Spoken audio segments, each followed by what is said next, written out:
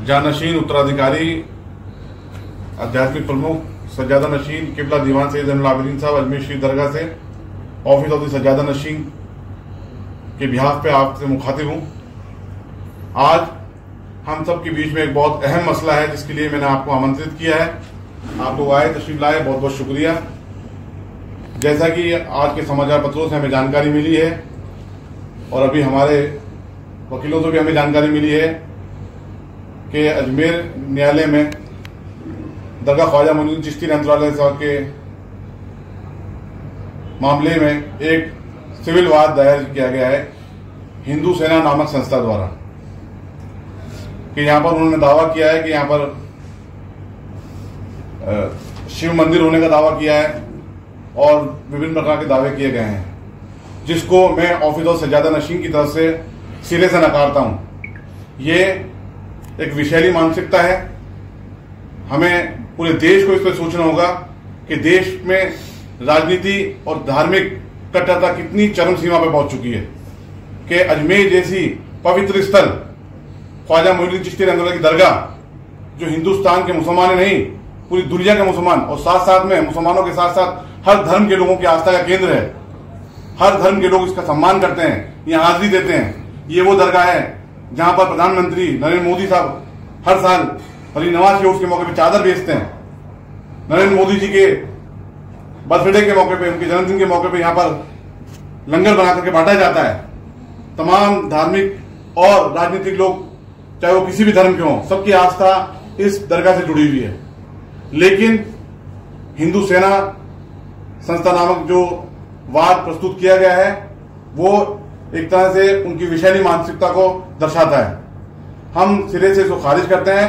हिंदुस्तान के इतिहास की तारीख उठा के देखेंगे तो ऐसी कहीं तारीख मौजूद नहीं कि इस धार्मिक स्थल पे किसी ने उंगली उठाई हो। अजमेर दरगाह ख्वाजा मोइनुद्दीन चिश्ती रहमतुल्लाह 1192 में हिंदुस्तान में तशरीफ लाए और 1236 में आपका विसाल हुआ। उसके बाद से इस दरगाह के अंदर तमाम किस्म के जितने भी राजा रजवाड़े, चाहे वो मुगलों से पहले तुगलक हो, खिलजी हो, राजपूत राजा हो, यहां तक के मराठा भी, सबने इसमें अपनी अकीदत जाहिर की है, इस दरगाह पे हाजिरी दी है। सबने मान सम्मान की नजर से इस धार्मिक स्थल को देखा है और उनके बाद में अंग्रेजों भी हुकूमत आई, उन्होंने भी मान सम्मान की नजर से इसको देखा। किसी भी तारीख में, किसी भी इतिहास की पुस्तक में इसका कहीं जिक्र नहीं है कि यहाँ पर किसी किस्म से भी मंदिर हो या किसी किस्म की पूजा पाठ रही हो।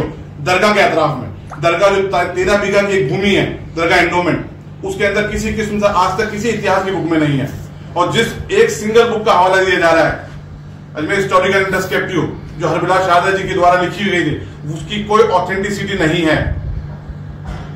अगर ऐसा होता तो इतने इतिहासकार गुजरे हैं, इतनी तारीखी किताबें ख्वाजा साहब के ऊपर लिखी गई हैं, किसी में तो इसका जिक्र होता। ये एक देश में गंगा जमनी तहजीब और सांप्रदायिक सौहार्द को बिगाड़ने की कोशिश की गई है। मैं ऑफिस ऑफ सज्जादा नशीन किबला दीवान सैयद ज़ैनुल आबिदीन साहब की तरफ से और मैं खुद बाज़ात अली नवाज की औलाद की हैसियत से इसका खंडन करता हूँ, सख्त अल्फाज में इसकी मजम्मत करता हूँ और हुकूमत हिंद से मैं दरखास्त करता हूँ कि इसके अंदर इस तरह की जो धार्मिक संस्थाएं हैं, जो धर्म के नाम पे संस्था बना रखी है और इस तरीके से देश में धार्मिक उन्माद को पैदा करने का काम करें, इन पे इस तरह रोक लगनी चाहिए, इनको बैन किया जाना चाहिए। हिंदुस्तान के अंदर अजमेर शरीफ की दरगाह ऐसी मरकज है जहां पर हर धर्म के लोग आते हैं। यहाँ तो हमेशा मोहब्बत अमन का पैगाम दिया गया है, यहाँ तो अमन आस्ती का पैगाम दिया गया है। यहाँ पर धर्म नहीं देखा जाता, यहाँ लोग आते हैं बिना धर्म जाने। यहाँ तो मोहब्बत अमन का पैगाम दिया जाता है और आज उस दरगाह पर उंगली उठाई जा रही है, बहुत ही दुर्भाग्यपूर्ण है। हम इसको सिरे से कंडेम करते हैं। जिन झूठे तथ्यों पे, मनगढ़ंत इतिहास पे ये दावा पेश किया गया है, इसको पूरी मजबूती के साथ लड़ा जाएगा, इसकी सामना किया जाएगा और इंशाअल्लाह ताला इस दावे को खारिज कराया जाएगा।